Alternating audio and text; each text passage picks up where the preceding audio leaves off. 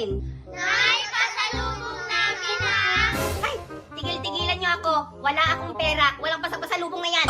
Grabe ka naman, Nay! Anong grabe eh? Wala na nga akong pera.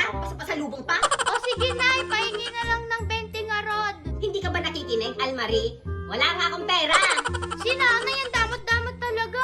Pang-load ko lang eh. Ay naku, Almarie, tigil-tigilan mo ako. Bantayan mo yung mga kapatid mo, ha? Bantayan mo. Baka mamaya kung saan sila pumupunta. Ikaw pa naman yung panganay dito.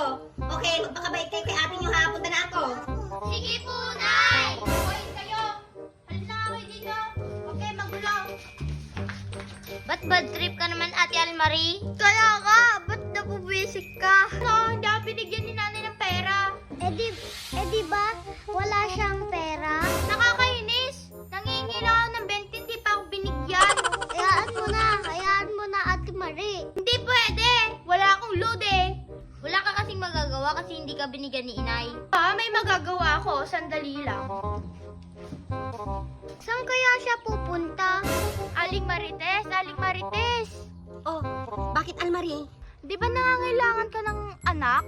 Oo, kailangan ko ng anak para kasama ko siya sa Amerika. Next week sana, kung may mahanap akong anak ko or aampunin, pupunta na kami sa Amerika. Ay, sakto po. Binebenta ko po yung kapatid ko. Ay, totoo ba? Binibenta mo yung kapatid mo? Magkano naman? Kahit si Revenue, 5 pesos na lang po. 5 piso? Isang bata? Opo, Aling Marites. Tara po sa bahay, kunin mo na siya. Ang mura ng 5 piso. O siya, sige, halika na. Bilhin ko na si Raven. Raven! Raven! Inaantok siya kaya hindi siya makakapagsalita. Ayan siya, oh. Aling Marites, kunin ko na siya. Ay, ang bang nakakulay blue, yung maliit na bata? Oo. O, sige, kunin ko na ha. Bayad na ako, di ba? Sige. Ay, eto ba? Sige, kukunin ko na. Halika. Sige, Almarie. Punta na kami ha. Bakit niya kinuha si Ribbon, Ate Almarie? Kaya nga, binenta mo ba siya? O hindi ko siya binenta. Hiniram niya lang, ibabalik niya din. Totoo ba? Oo! Wait lang nga, may pupuntahan lang ako. Saan na naman kaya siya pupunta? Kaya nga. Sir! O bakit bata? Anong sasabihin mo sa akin? May anak na po ba kayo? Wala pa akong anak, pero naghahanap nga ako. Ay, sakto po. Binibenta ko po yung dalawa kong kapatid. Gusto niyo po ba? Wala. Totoo ba? Binibenta mo yung mga kapatid mo? Hindi ba magalit yung nanay mo? Ayaw po, binibenta ko po. Hindi naman po magagalit yung nanay niya. Sige. Kukunin ko na siya. Wait lang. Magkano ba sila? Ano po, tigli 5 piso po sila. Bali, 10 piso po ibabayad niyo sa akin. Mangga! Ang mura! O siya, halika na. Kukunin ko na silang dalawa. Ala, Ace! Bakit? Sumama muna kayo sa kanya. Mamamasyal kayo.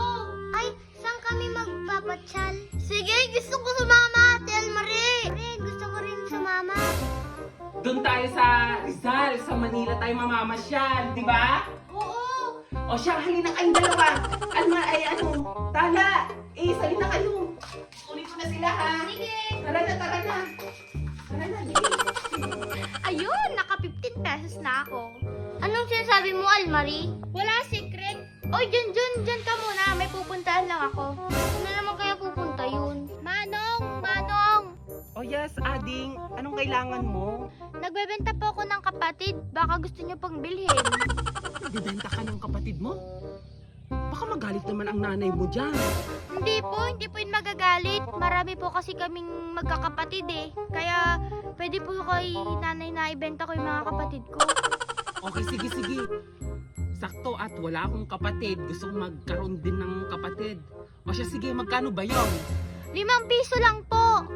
Ang mura naman. O siya, sige, halika na. At kukunin ko na siya, aampunin ko na. Dali.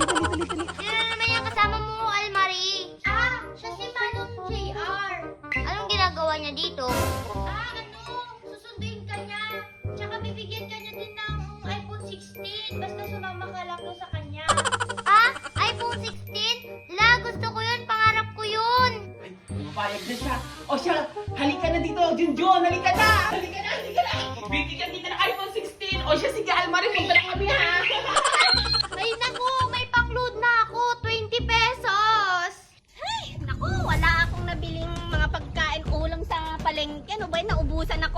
Almarie! Mga anak! Ala! Ala! Nandiyan na si nanay! Hoy! Almarie! Ba't mag-isa mo lang dito? Asan yung mga kapatid mo?